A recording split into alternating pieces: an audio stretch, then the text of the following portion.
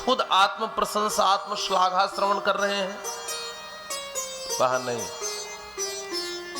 राम जी इस कथा को सुन रहे हैं। इसी से यह बात प्रमाणित होती है कि इसमें राम चरित्र की महिमा नहीं गाई गई है, इसमें जानकी चरित्र की महिमा गाई गई है। इसीलिए इसके श्रोता भगवान श्री राम हैं। श्री कुश और लौ जी ने कथा आरंभ करी।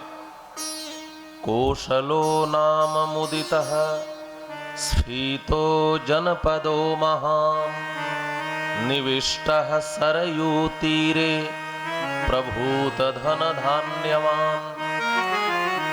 भगवान श्री राम को संबोधित करते हुए दोनों बालक कहते हैं, महाराज कौशल नाम का एक जनपद है, मुदितः और स्फीतः।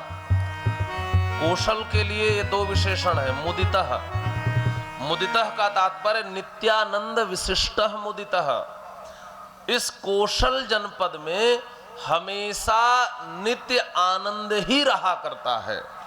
और स्फीतः माने समृद्ध, धन धान्यवान, धन धान्य से समृद्ध है यह कौशल नामक जनपद। इसी कौशल जनपद में एक अयोध्या नाम की नगरी थी। अयोध्या नाम नगरी तत्रासि लोक विश्रुता मनुना मानवेन्द्रेण या पुरी निर्मिता स्वयं। स्वयं मनु जी महाराज ने, जब ब्रह्मा जी ने आदेश दिया मनु महाराज को सृष्टि करने के लिए, तो मनु जी ने पूछा कि मैं कहाँ सृष्टि करूं? ब्रह्मा जी ने कहा पृथ्वी पर करो। तो मनु जी महाराज ने कहा पृथ्वी का हरण तो हिरण्याक्ष ने कर लिया है। ब्रह्मा जी के नासिका से भगवान वाराहावतार लेकर प्रकट हुए, हिरण्याक्ष का वध किया और पृथ्वी को मनु महाराज को सौंप दिया। तो मनु जी महाराज ने जब पृथ्वी को प्राप्त किया तो उन्होंने इस पृथ्वी पर सबसे पहली राजधानी कोई बनाई, अयोध्या को बनाया। मनुना मानवेन्द्रेण यापुरी निर्मिता स्वयं।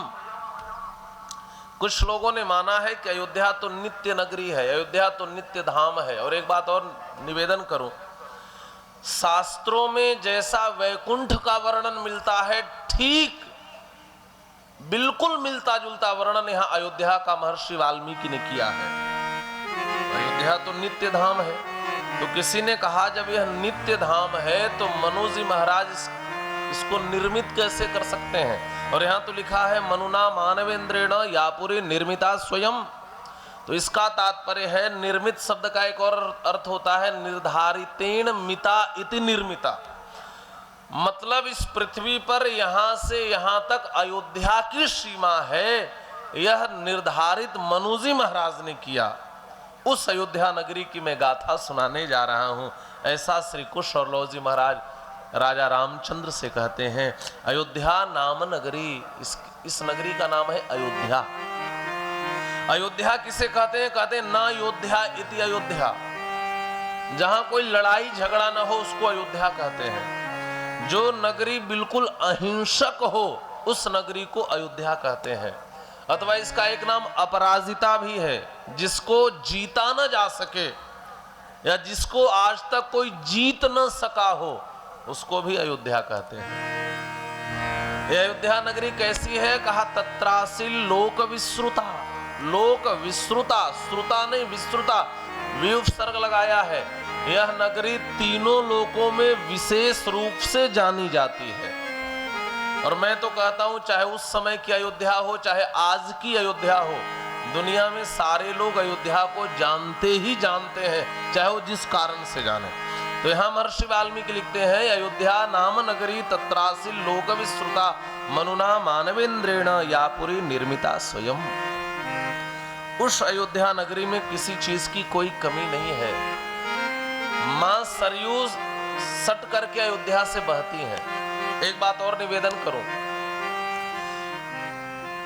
मां सरयू सिर्फ और सिर्फ अयोध्या नगरी के लिए प्रकट होकर पधारी हैं। ये मानसरोवर से निकलती हैं। आगे इसकी कथा वाल्मीकि रामायण में आएगी।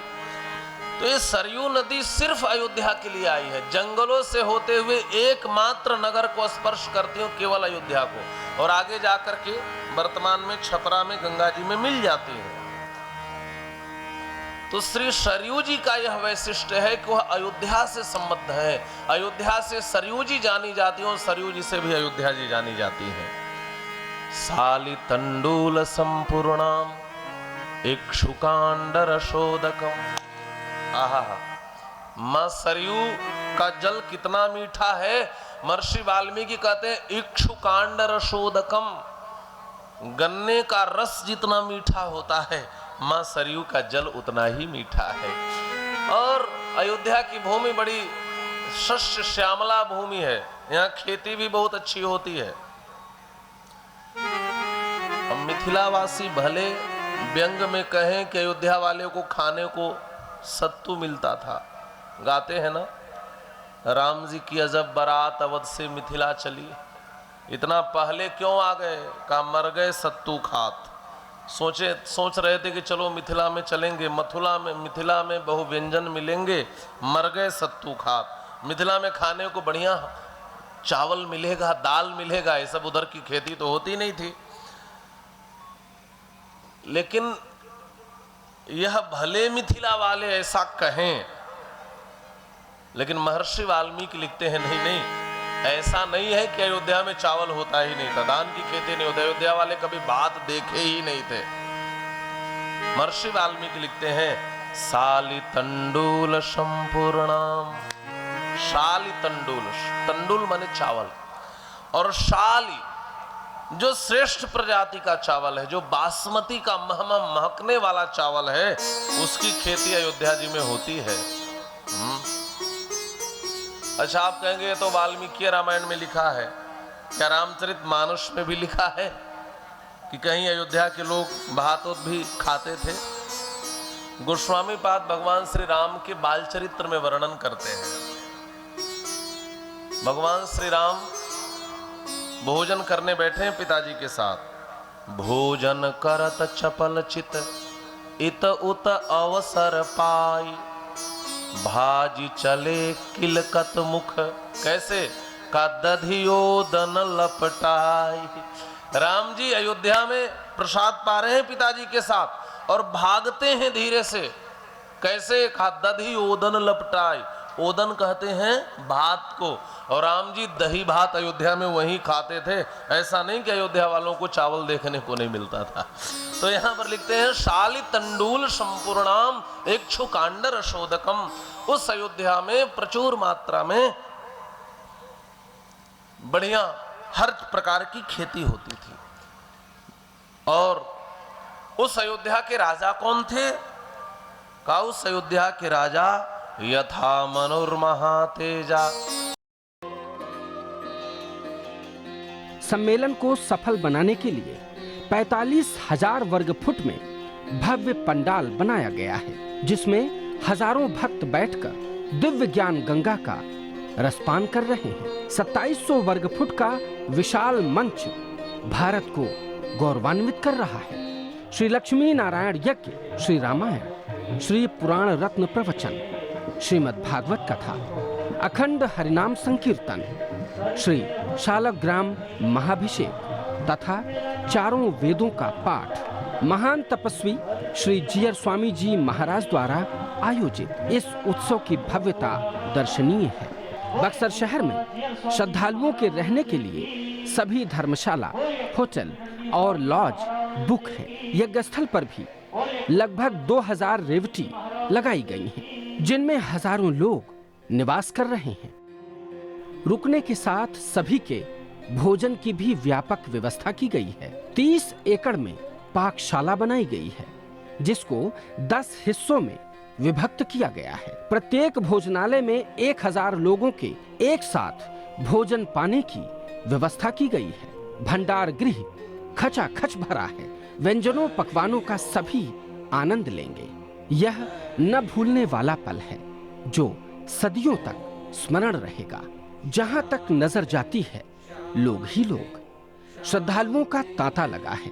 सभी इस स्वर्णिम अवसर का लाभ ले रहे हैं। श्री श्री जीयर स्वामी जी द्वारा प्रदत्त दिव्य ज्ञान का प्रसाद सभी प्राप्त कर रहे हैं। सभी सुखी हों, किसी को दुख का सामना न करना पड़े, सभी स्वस्थ और प्रसन्न रहें, किसी को कोई कष्ट न हो, सभी बुराइयों को त्याग श्रेष्ठतम जीवन व्यतीत करें। इसीलिए स्वामी जी ने यह श्रेष्ठ अवसर दिया है। इस अवसर का लाभ सभी को प्राप्त हो रहा है।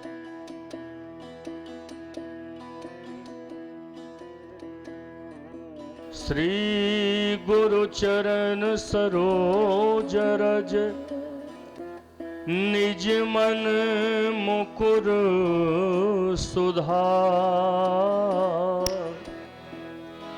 बरनौ रघुबर बिमल जस